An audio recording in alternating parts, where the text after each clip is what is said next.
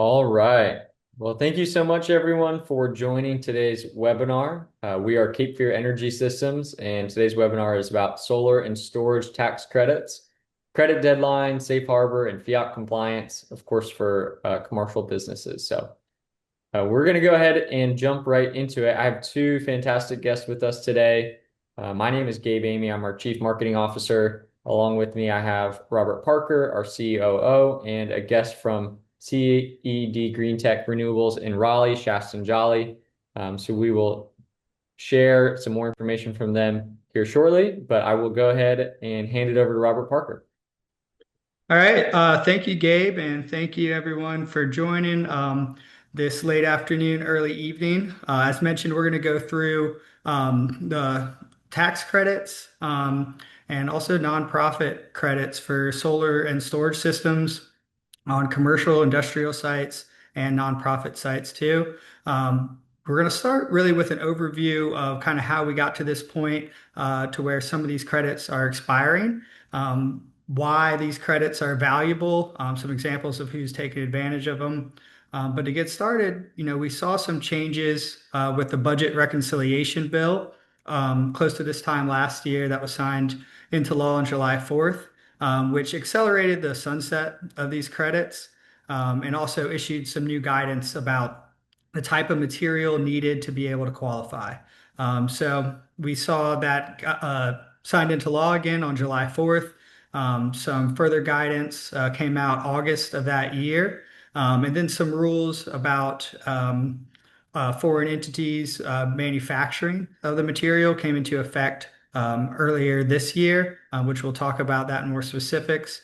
And then the deadlines that are coming up. So 1 year later on July 4th this year, and then at December 31st into next year.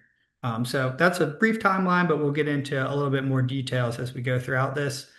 Just a disclaimer, this is an informational session, not direct tax advice. So we're hopefully here to provide some good information to help with guidance along making your investment and your decision, but always consult with a tax advisor, tax attorney for your particular situation.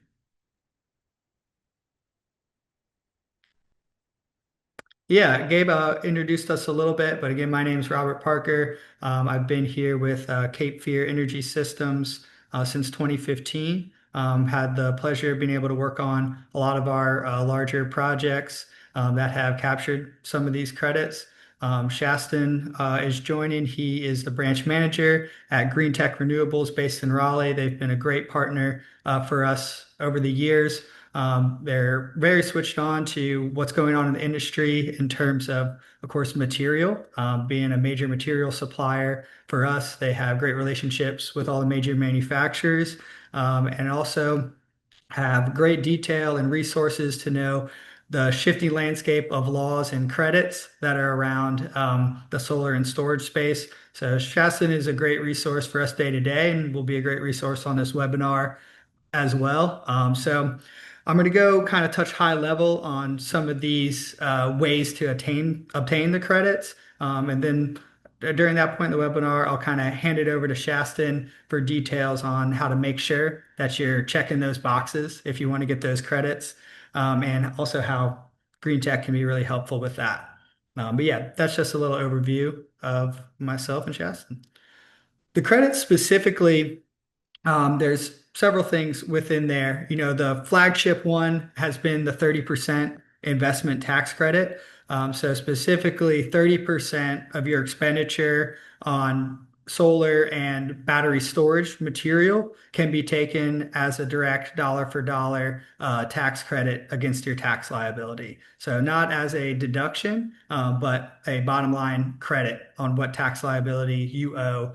It can be carried forward in certain extents, but we see lots of folks being able to take advantage of that credit in year one. And it's really accelerated the paybacks and they improved the investment picture for installing this commercial energy infrastructure. One thing that was changed with the One Big Beautiful Bill Act and the budget reconciliation was bringing back Section 179 bonus depreciation for energy infrastructure equipment that we're talking about today.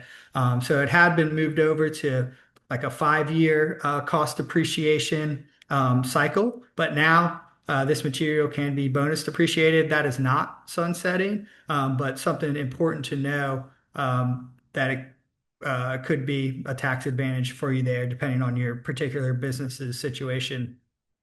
Um, One thing that was kept within the rules that was added in during the Inflation Reduction Act in the previous budget reconciliation from the previous administration is the direct pay provision. This was really important because it opened up that 30% credit for nonprofits, municipalities, any like non-tax paying entity. So previous to that, you couldn't capture or monetize that tax credit if you didn't have tax liability. But now with the direct pay, there's a process that you can go through. So you're getting that 30% of the cost benefit. Obviously, it's not a tax credit, but it's a credit sent to you in the form of a payment from the federal government. And we've been able to help some municipalities, nonprofits obtain that as well. But that is also on the same sunsetting timeline. Um, there's also adders that are still in from the IRA. One specifically is the energy community adder. So that's mostly taken from areas that there was a past coal-fired power plant closure or some other type of energy infrastructure closure in the past. And those businesses or nonprofits located in that area can get an additional 10%, so up to 40% on the tax credit. Another adder that we see that can sometimes make sense, it depends on the particular situation, but the domestic content adder. So if a certain percentage of your material used for the installation is domestic content, so domestically manufactured, you can also get an additional 10%, bumping it all the way up to a 50% tax credit. It doesn't make sense in all situations. But it can certainly make a lot of sense or depending on the particular project. But it requires a lot of documentation and great to have a partner like Green Tech to make sure if you are going for that domestic content adder, you're selecting the right material and you're getting the right documentation on it. So that's a little overview of the credits and why you should even care that these are sunsetting. There's a lot of beneficial investment that can go into your business if you're able to utilize some of these vehicles. And here are some of our credits in action. We've, done dozens of projects in southeastern North Carolina, northeastern South Carolina, even up into the Triangle and other parts of the Carolinas that have been able to take advantage of these credits. Some specific are a company, Feller Power Cords, nearby us across the bridge over in the Leland area. They were able to take advantage of the credit, offsetting about 60% of their power usage there, saving over $250,000 throughout the life of that system. A great example of both a nonprofit system and a battery backup system. A local church just right down the road from where I live, actually, Masonboro Baptist Church, they were able to take advantage of that nonprofit direct pay. So they didn't have tax liability, but by filing through that vehicle, they were able to get 30% credit of their system. So it's offsetting almost 80% of their electricity usage. But another big thing for them is they wanted to be a safe haven in hurricanes, storms, things like that. So they also have a large battery bank that allows them to operate in a power outage. And those batteries are also eligible for these credits. So, not only savings, but resiliency is a huge part of what we see folks wanting when they're making this type of energy investment. Another company that's been really successful in growing in the greater Wilmington area is Polyhose. And they were not only able to take advantage of the 30% ITC, but they're also in one of these energy communities. So they got a 10% boost and were able to take a full 40% investment tax credit. So, like I said, there's dozens of examples, but these are a couple to highlight that were able to take advantage of these before they sunsetted. And that's what this is for, to kind of demonstrate what you would need to do for your business or nonprofit to be able to get these credits. Good for the next one. All right, here's just a little overview of what these dates are specifically. So, Grin, that credit eligibility deadline is coming up really soon on July 4th, the 1 year anniversary of that budget reconciliation bill. So, we can talk about like two ways to be able to safe harbor your project and what that means to safe harbor it. One is beginning construction of the facility. Now, we have some customers that have started to do that. But obviously, extremely tight timeline to actually begin construction of the facility. But there's another way as well, which is called the 5% safe harbor provision, where you're incurring 5% of that cost, and you're able to safe harbor your project. Now, there are some specific rules around that that Shaston will get into in a little bit when we hand over to him. But if it's something that you're like, hey, I do want to do this, but timeline before the end of next year is not really within my purview, or that's going to be extremely tight, there is a way to still lock yourself into that tax credit for 4 years. So going out to the end of 2030. Now, if you're not safe harboring within the next about a month, the system needs to be fully completed by the end of next year. So fully on, activated, fully installed by December 31st, 2027. May seem like a long time from now in some ways, but it'll be here before we all know it. Time continues to march on, and if you're starting a project even today, smaller projects can take just like 4 to 8 months, but many even medium-sized projects, especially if you're developing something on green land and you need to get like DEQ permits or other things like that, can easily take up to 18 months. So the clock is ticking on that if you're not safe harboring a project. It's time to get started on it to be able to finish it by the end of next year and get that 30, 40, 50% credit.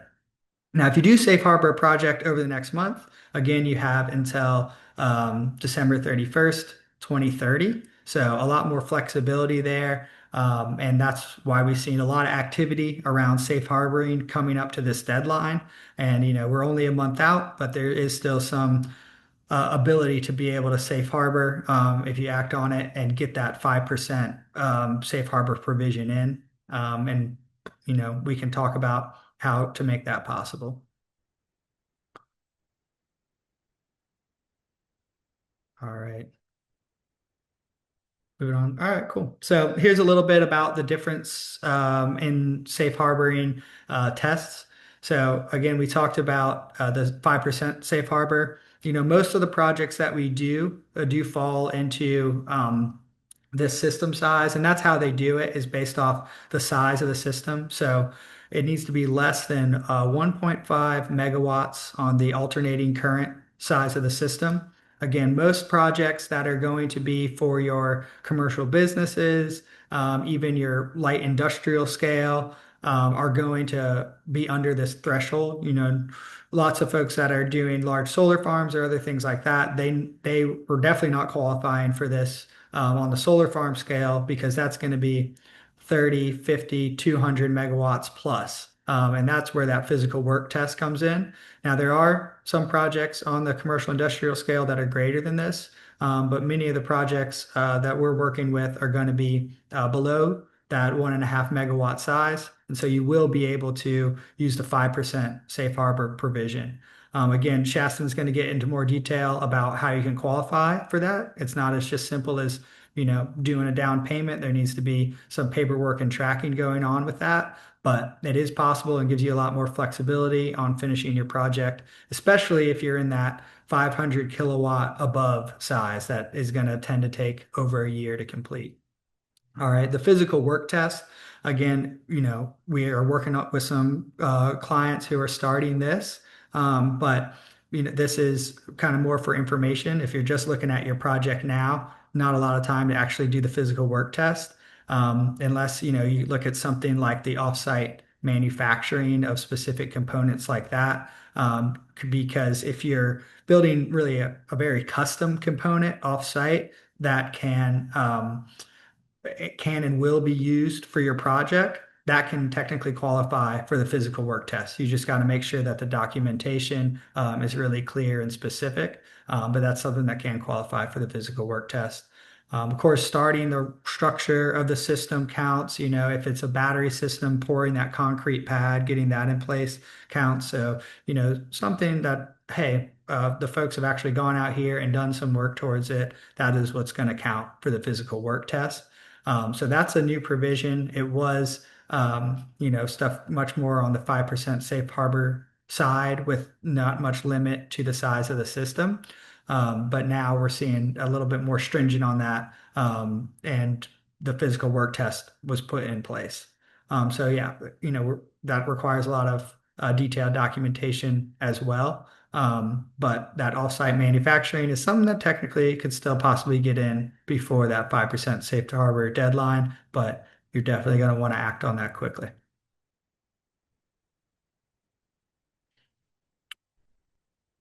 All right, here's just a quick glance. We won't spend too much time on that slide because this is kind of stuff that we have already covered from the IRA, which, that the main tax credits have been in place for decades, but extended them and added some of these adders was the budget reconciliation in 22.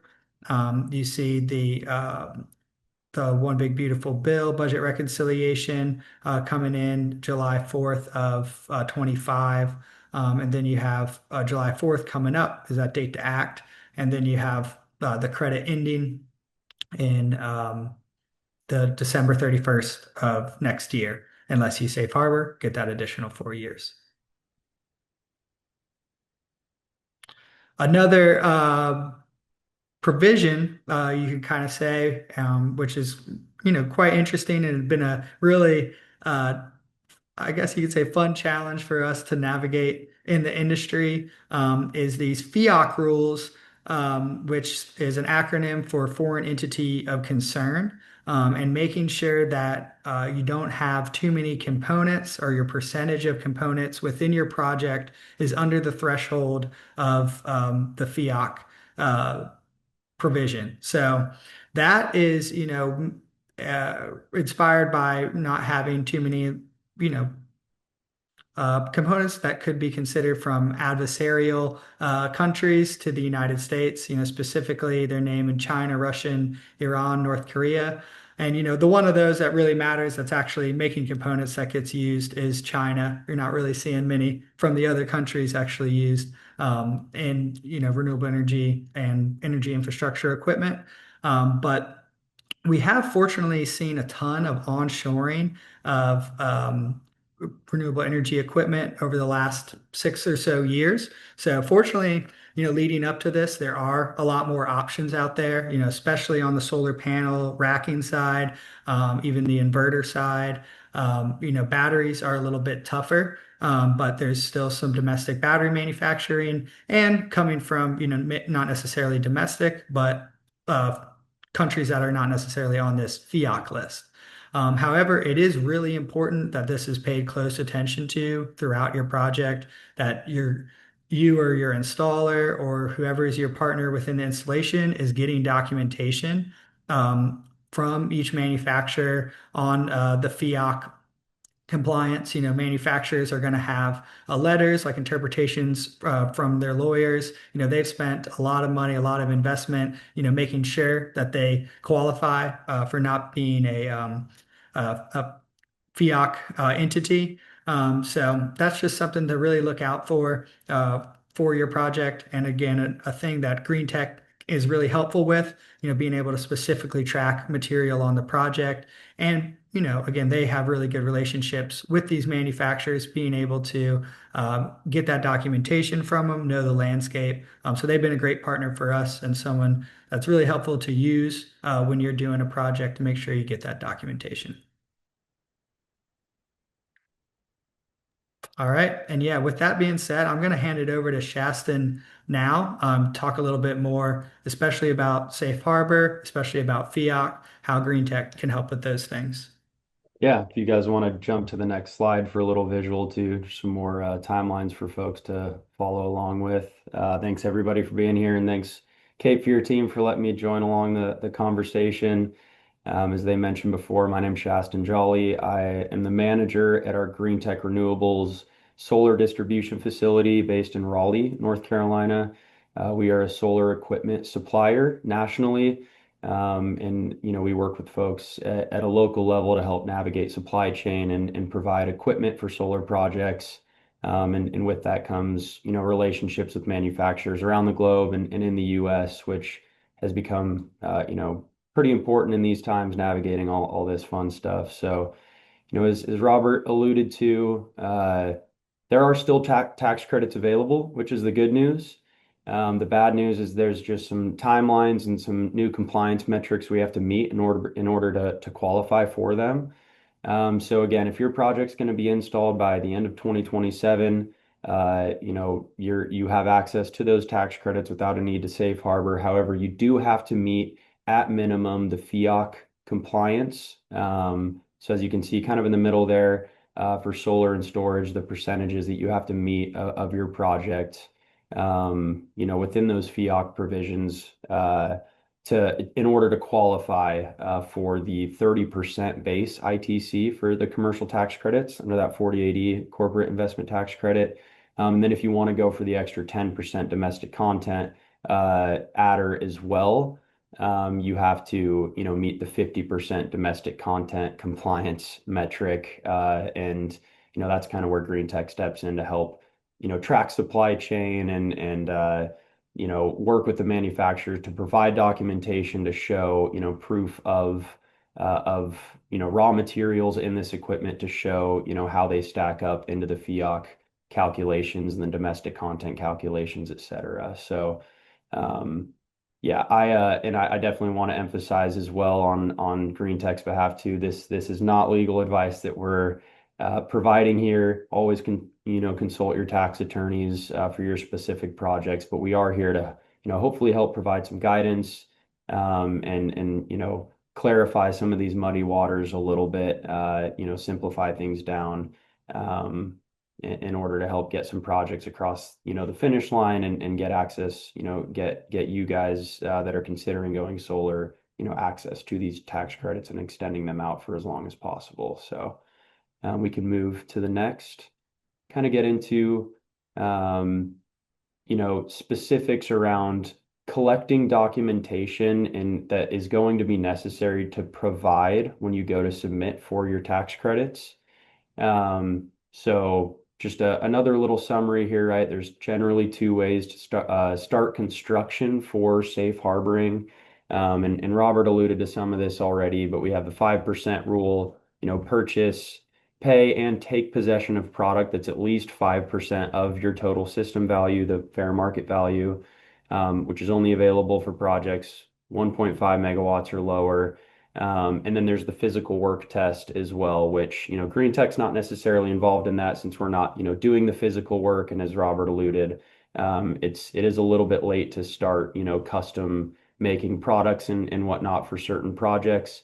But so I'll be digging in a little bit more detail to the 5% rule specifically, as a material supplier and how we, as Green Tech step in to help collect documentation on your products for your projects. So we can move forward. So yeah, the good news is folks here thinking about going solar, working with a company like Cape Fear that's able to navigate this stuff and has partnerships with the right suppliers and manufacturers is the first step. So you're here, you did that, that's great.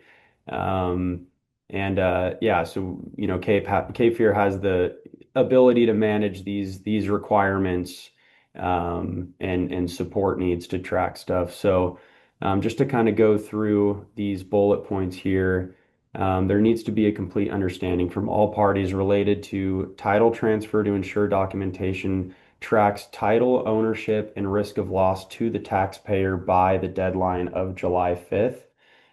So how this works essentially is the July 5th deadline, you have to pay money has to exchange hands for that 5% of the total system value on the contract for the specific product that has been deemed FEOC compliant and domestic content compliant if you are going for the domestic content tax credit. So that money has to exchange hands in order to officially transfer the title of ownership and the risk of loss of that equipment to the taxpayer. So with us, working kind of above Cape Fear when it comes to supplying the equipment, we would invoice Cape Fear for the specific equipment for your projects.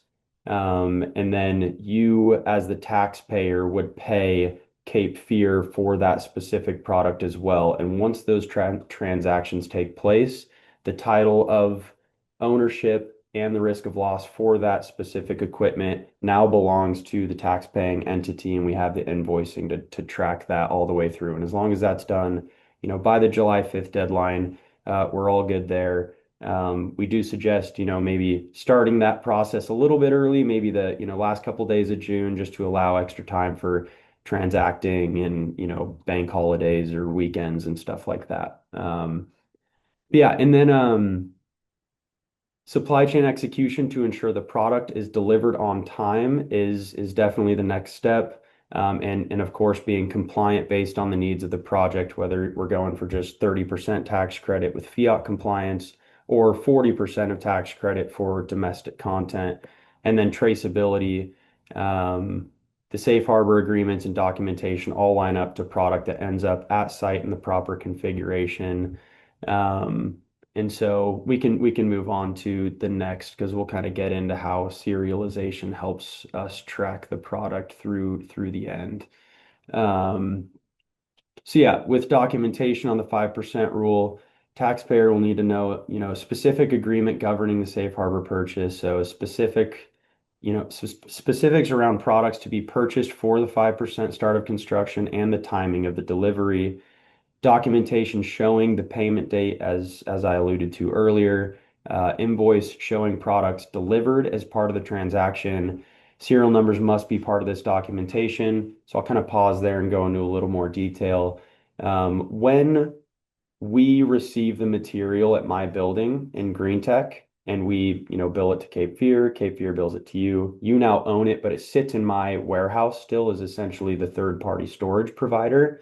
When that product gets into our building, we are able to serialize it and associate the serial numbers for individual, equipment that has, again, been deemed through supply chain FEOC compliant and domestic content compliant. We track that list of serial numbers. We set that material aside in our building, labeled with your project name, with pictures, a list of serial numbers, and we provide all of this to Cape Fear, who provides it to the taxpayer. And then when it comes time for delivery of that product to your project site, we do the delivery ourselves with my team here on our trucks. And at point of delivery, we take more pictures and we collect another list of serial numbers. So that way you can show a list of serial numbers at the project site for that equipment, specifically matches the serial numbers when the product got into our building, which are both associated to the invoices of the product that the taxpayer paid for. So it's kind of all bundled into one nice package that's provided to you as the taxpayer that you can provide to the IRS when you go to file your tax credits or for your tax credits at time of completion of the project. So that's where, yeah, showing pictures of the delivery in the warehouse in a separate location is something that we provide, separated from the rest of the material that we have in our building. And that's how you prove delivery in our building, with serial numbers provided at time that product shows up at our building and another round of serialization at delivery to the project site. We can go next. So yeah, and how we do this, I mean, logistics is one of our core competencies. And a lot of that has to do with the warehouse management systems that we have in place to track our normal inventory, our normal day-to-day flow in and out of our building. We're scanning products in. We have specific QR codes assigned to specific bin locations that we can track all of this, all the product in our building. and we can assign serial numbers for specific products to it, with segregated inventory locations, installer and project tracking, proof of delivery. This is all stuff that's available to Cape Fear and in our portal as well. Once we, bill the safe harbored equipment to Cape Fear, it's listed all of this information we've been talking about in our customer portal online, and you can see tracking and pictures of the product and the list of serial numbers and everything. So again, nicely bundled. So we can move forward here. So yeah, just a little bit more summary here. We implement these controls to ensure the product configurations comply with guidelines. That's where we pull in our manufacturing relationships to provide documentation to show traceability for fiat compliance and domestic content compliance. And then when it comes to the actual product being on site, individually project or kitted projects, with safe harbor serial numbers tracked to the project site from our building, job site delivery with photos as well. So we've put all of these controls in place to make sure you as the taxpayer have all of the documentation and traceability you need to show that one, your equipment is eligible for the tax credits and that you executed the safe harbor agreement according to the specific timelines necessary, and that the product that you purchased and took ownership of before the July 5th deadline is the same project that is at the project site, and hopefully makes for a nice clean process there. So a couple of issues to look out for, just to kind of clarify some confusion that we've seen as in a variety of conversations that we've had around the country associated to safe harboring situations. So keys to safe harbor with the 5% rule is that the taxpayer pays before the tax code change takes effect, and the taxpayer takes possession of product before that date or within 105 days of payment, whichever's later.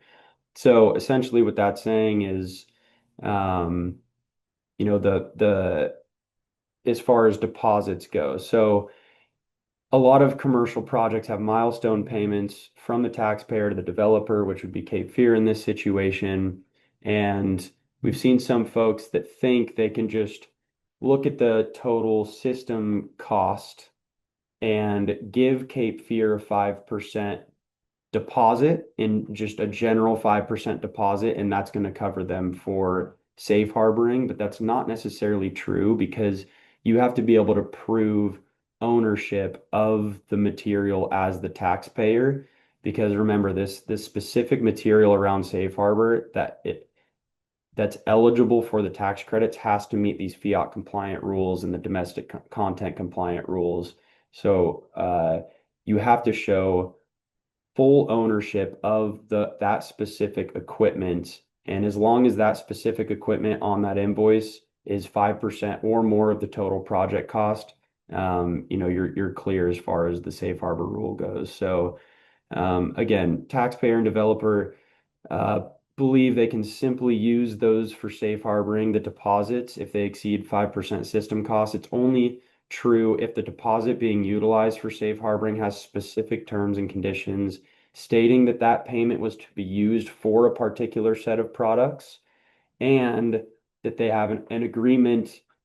In the agreement, there's an ability to transfer the title and risk of loss to the taxpayer using that specific payment, which, not a lot of developers have this in their basic terms of sale, which is why we see that it's typically a little bit easier to just invoice your specific safe harbored equipment on its own invoice separate from the other products, because that's where you can tie serial numbers and show that's the product that gets us over the 5%. And we took full ownership, paid this invoice in full, which in total is more than the 5%. So it's typically just a path of less resistance, I guess we'll say, by just paying for the product in full on its own invoice. And then another issue is related to timing.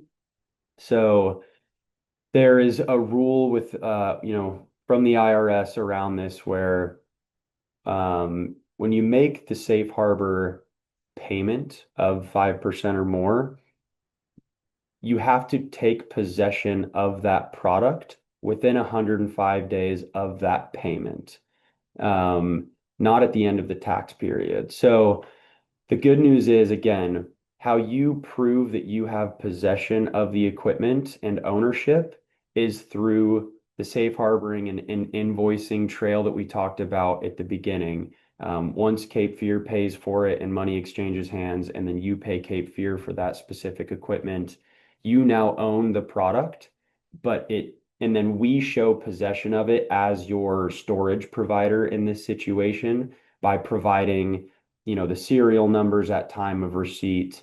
And as long as we're able to do that within 105 days of whenever you as the taxpayer pays in full for that safe harbor invoice, then we're in the clear. And the good news is, again, we work very closely with Cape Fear, so our forecasts are laid out, months, if not a year out ahead of time for a lot of the products, and we're constantly having these conversations and discussions with manufacturers about what products are relevant in what situations and what aren't.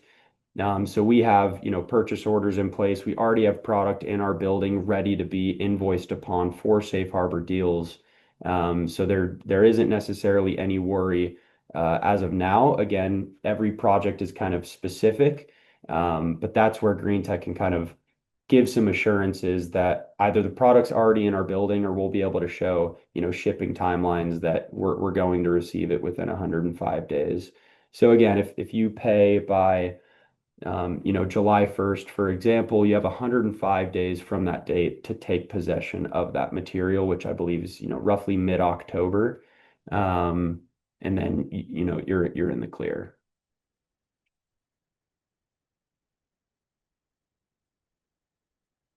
Cool. So that pretty much wraps it up from my end. And I guess I'll just end by saying I know some of this is a little bit complicated and we're covering a lot of information in a short call here on a Wednesday evening, right? But the good news is, again, you have partners like Cape Fear and teams like myself that have experience doing this already. We're here to help navigate this stuff for you guys, and for your projects. Myself here in Raleigh, we've already executed on some safe harbor deals before the end of the year of 2025 was the first, safe harbor deadline. And now we're coming up to the second and final safe harbor deadline of July. So we've done this before. We have experience doing this. So you can kind of leave the nuances to us. We will help you navigate this stuff. And again, working with your tax advisors as well. There's experience here with the partners that you've chosen to help navigate this stuff and make sure that you're buying relevant products that are going to give you access to the tax credits that you're ultimately expecting, and can help pencil, going solar and saving on power bills and everything. So again, thanks guys for having me, and I think Robert is gonna, close us out on a few points here. Yeah, thanks so much, Justin. That was super helpful, especially getting an idea of how y'all move with your inventory, how well that is tracked, and giving flexibility to the project owner of not having to necessarily physically get that material right away, but they can still qualify for that 5% safe harbor. So, yeah, as we conclude, just going to go through kind of a couple of next steps.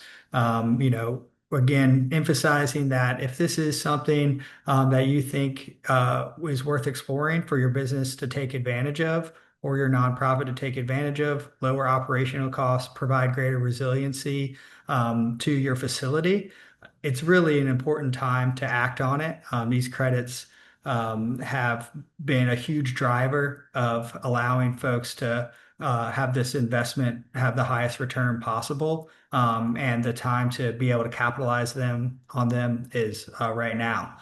So, we can help for folks that we haven't already looked at their facility yet, give you an idea of, does it even mean specifically in terms of a pricing and a budget, how it's going to impact the actual bills, operational costs, what maybe can I power an outage or shift my peak to save more on my bills from that standpoint. What incentives you may qualify for based off where you're located, based off if domestic content makes sense for your project.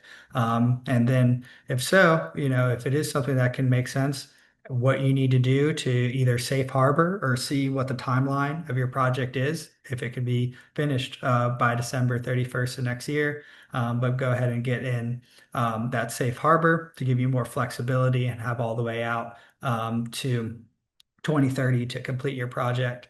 And we do this by looking at your project really specifically, seeing what roof surface is there. Maybe it's ground mounted, maybe a carport to protect your vehicles from the elements while also providing some power for your facility.